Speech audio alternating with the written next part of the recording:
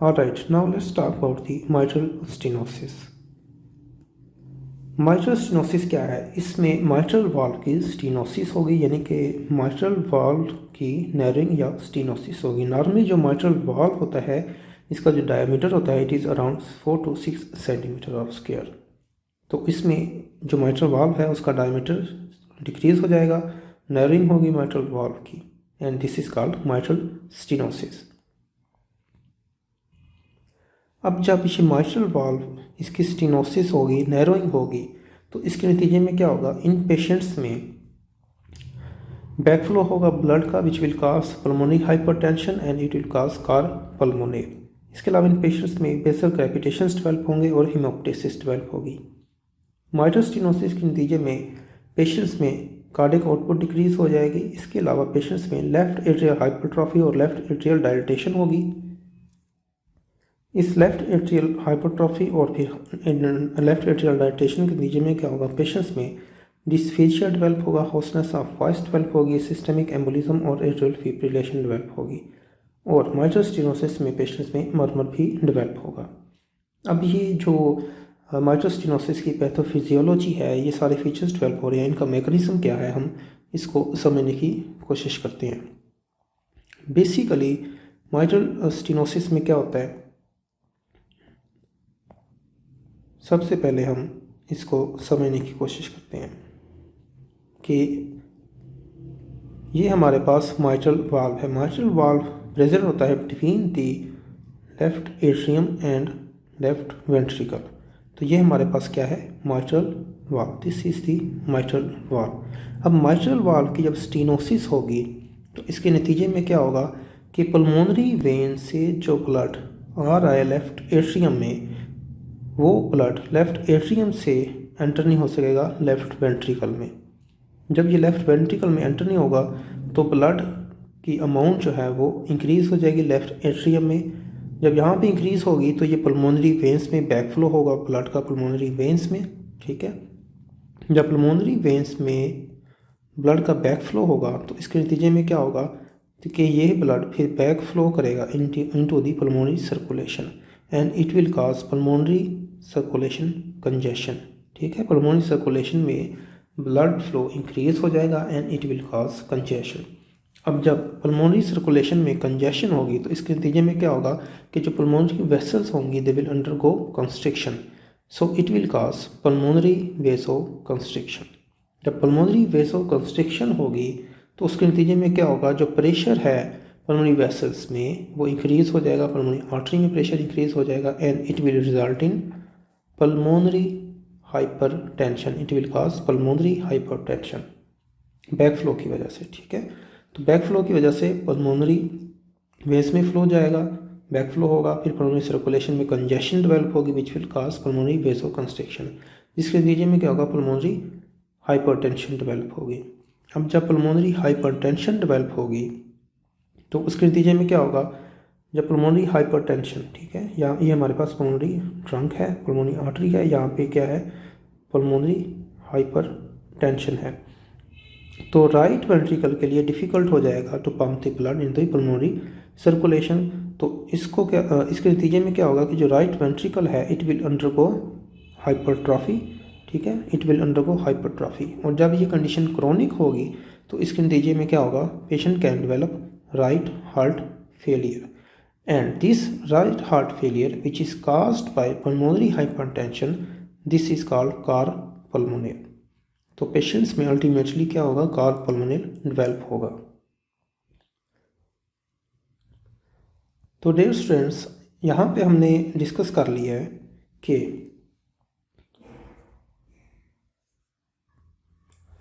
Blood के backflow होने की वजह से, माइट्रल स्टीनोसिस की वजह से ब्लड की बैकफ्लो होगा, जिसके नतीजे में पल्मोनरी हाइपरटेंशन डेवलप होगी and it will result in car pulmonale which is the right heart failure because of pulmonary hypertension. इसके अलावा इन पेशेंट्स में और क्या फीचर्स डेवलप होंगे वो भी हम डिस्कस करते हैं। एक तो हमने डिस्कस कर लिया है कि माइट्रल स्टीनोसिस की वजह से कार पल्मोनेल डेवलप हो गया। दूसरा फीचर क्या होगा कि जब ब्लड का बैकफ्लो होगा पल्मोनरी सर्कुलेशन में तो वहाँ पे पल्मोनरी एडीमा भी डेवलप होगा, it will cause pulmonary oedema. ठीक है। This pulmonary oedema will result in basal crepitations, it will cause basal crepitations. और इस पल्मोनरी सर्कुलेशन कंजेशन की वजह से क्या होगा, वहाँ पे जो पल्मोनरी वेसल्स होंगे उनका रप्चर भी होगा, there will be rupture of the pulmonary vessels. Now this rupture of pulmonary vessels will result in hemoptysis, it will result in hemoptysis। तो हमने डिस्कस कर लिया कि पल्मोनरी एडिमा की वजह से बेसल क्रेपिटेशंस डेवलप होंगे और पल्मोनरी वेसल्स का रप्चर होगा which will cause हीमोप्टेसिस, which will काज हीमोप्टेसिस।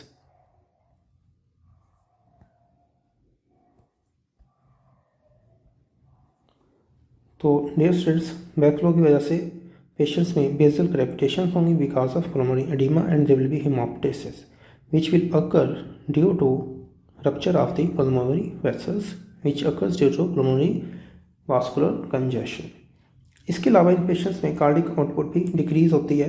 अब ये कार्डिक आउटपुट क्यों डिक्रीज होगी इसको हम डिस्कस करते हैं।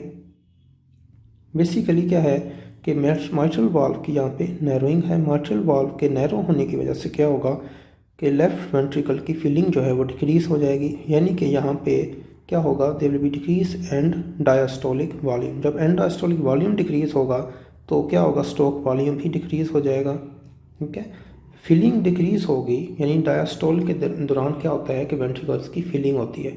जब वहाँ पे ब्लड नहीं आएगा, उसकी फिलिंग नहीं होगी, वॉल्यूम कम होगा, तो क्या होगा, स्ट्रोक वॉल्यूम भी कम होगा, जिसके नतीजे में क्या होगा, it will cause decrease cardiac output.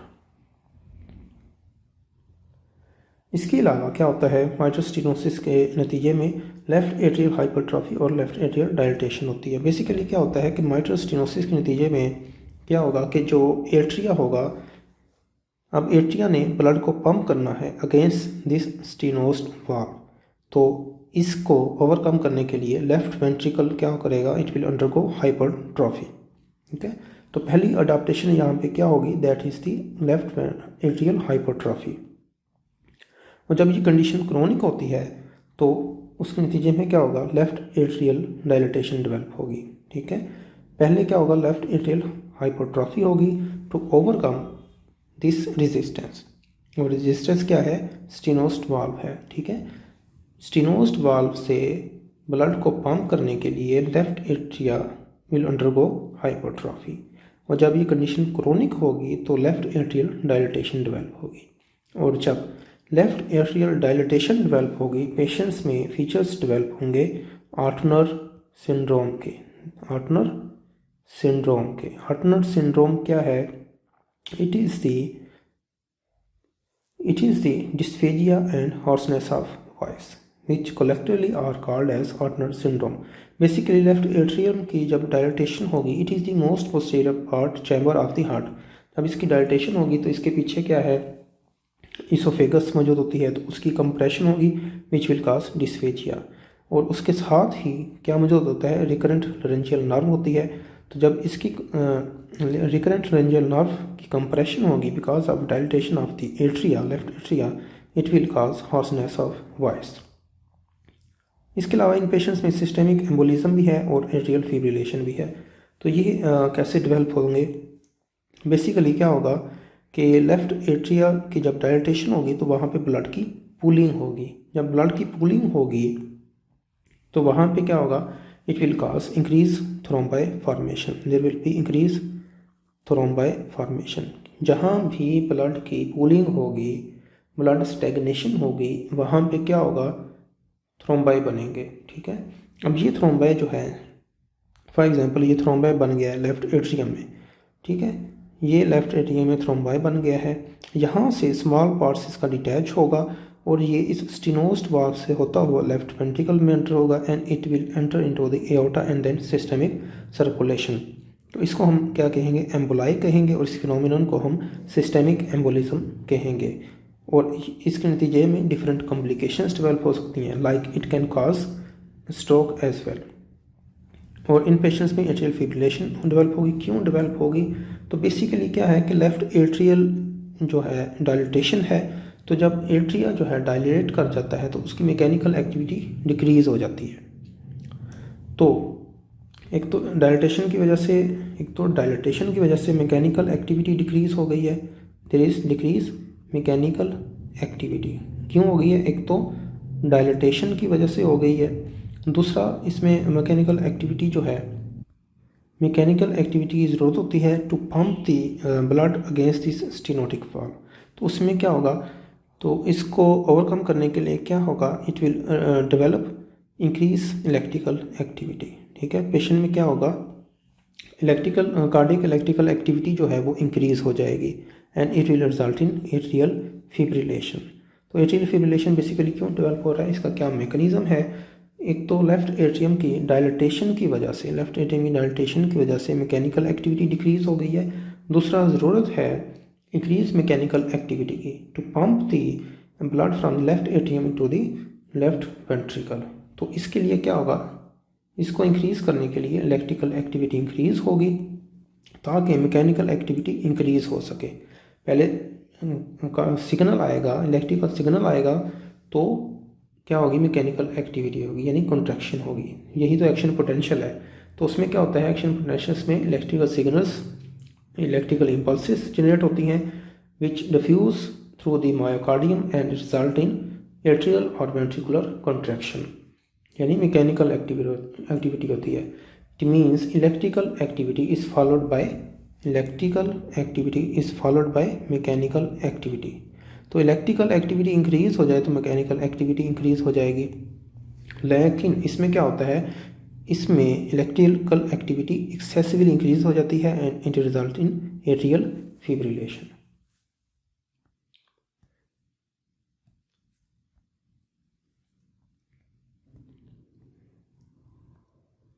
इसके अलावा इन पेशेंट्स में मर्मर डेवलप होगा। These patients will develop murmur. अब इन पेशेंट्स में मर्मर क्यों डेवलप होगा वो भी डिस्कस करते हैं, और कौन सा मर्मर होगा।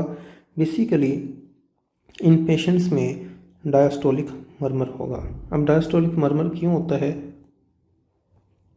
उसको भी हम डिस्कस करते हैं।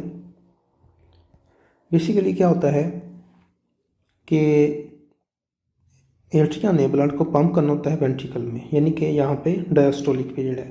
तो यहाँ पे स्टेनोसिस है, एट्रिया जो है पंप करेगा against this mitral stenotic valve, तो वहाँ पे एक एबनॉर्मल साउंड प्रोड्यूस होगा, दैट इज़ दी मर्मर। चूँकि ये डायस्टोलिक पीरियड के दौरान प्रोड्यूस होता है तो ये एक डायस्टोलिक मर्मर होगा। तो माइट्रल स्टेनोसिस का जो मर्मर होगा वो डायस्टोलिक मर्मर होगा। अब सबसे पहले क्या होता है, हमें सेकेंड हार्ट साउंड सुनाई देगा, S2 के बाद एक शॉर्ट सा ओपनिंग स्नैप सुनाई देगा and after that immediately after that there will be diastolic murmur. अब डायस्टोलिक ये जो मर्मर होता है इसके कुछ कैरेक्टरिस्टिक फीचर्स हैं और उसके लिए एक निमोनिक है LP रैम या LP राम, जो भी आप इसको बुला लें। तो L for low, P for pitched, तो ये एक लो पिच्ड मर्मर होगा। R फॉर रम्बलिंग, यानी कि इसके जो करेक्टर है वो रम्बलिंग करेक्टर होगा। And it will B apical murmur, यानी कि ये जो मर्मर है it will be best heard at the apical area और अपेक्स एरिया। तो ये इसके फीचर्स हैं। तो बेसिकली सेकंड हार्ट साउंड के बाद शॉर्ट ओपनिंग स्नैप होगा और उसके बाद डायस्टोलिक मर्मर होगा which will be low pitched murmur rumbling in character and it will be best heard at apex. तो इसको जो फीचर्स हैं उसको आप LP राम जो निमोनिक है इससे याद रख सकते हैं।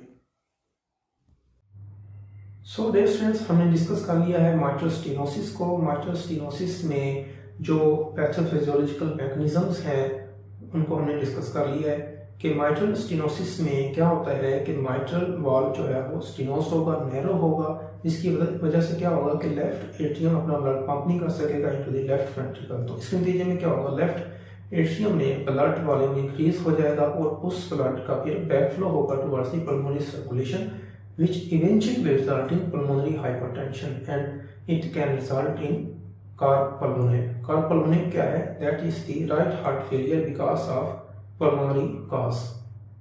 इसके अलावा इन पेशेंट्स में pulmonary edema की वजह से basal crepitations होंगी और pulmonary vascular rupture की वजह से हेमोप्टाइसिस की भी कंप्लेंट होंगी। इसके अलावा दूसरे जो फीचर्स हैं लाइक डिक्रीज कार्डियक आउटपुट को डिस्कस कर लिया हमने, left atrial hypertrophy, left atrial dilatation क्यों होती है वो भी डिस्कस कर लिया। तो बेसिकली क्या है, कार्डियक आउटपुट इसमें क्यों डिक्रीज होती है, क्योंकि एंड डायस्टोलिक वॉल्यूम कम होता है, लेफ्ट वेंट्रिकल की फीलिंग कम है, एंड डायस्टोलिक वॉल्यूम कम होगा। तो जब वॉल्यूम ही कम है तो स्ट्रोक वॉल्यूम जो है वो भी डिक्रीज होगा, जब स्ट्रोक वॉल्यूम डिक्रीज होगा तो कार्डियक आउटपुट डिक्रीज हो जाएगी। इसके अलावा इन पेशेंट्स में लेफ्ट एट्रियल हाइपरट्रॉफी होगी, when it becomes chronic it will result in left atrial dilatation.